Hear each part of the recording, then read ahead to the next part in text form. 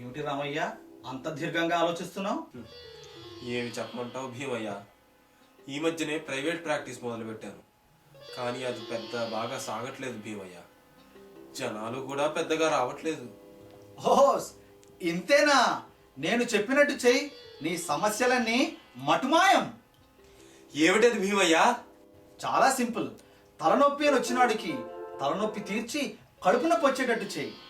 కడుపు నొప్పి అని వచ్చినవాడికి కడుపు నొప్పి తీర్చి కాలు నొప్పి వచ్చేట్టు చెయ్యి.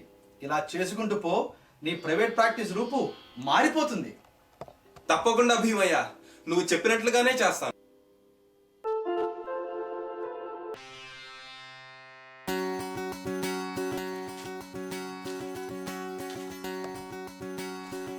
ఏమిటి రామయ్య, ఎలా ఉంది ఏమిటి నీ ప్రైవేట్ ప్రాక్టీస్? ఫెంటాస్టిక్ భీమయ్య, నీ సలహా పుణ్యమాని 3 ఇంజెక్షన్లు 6 ఆపరేషన్ లాగా వెలిగిపోతుంది భీమయ్య. ఇంతకీ నీకు ఐడియా ఎలా వచ్చింది భీమయ్య? ఓ అదా, అది నా ఐడియా కాదు రామయ్య, మా కంపెనీది. కంపెనీయా? ఏం కంపెనీ? మైక్రోసాఫ్ట్. మేము ఇంతే చేస్తాం.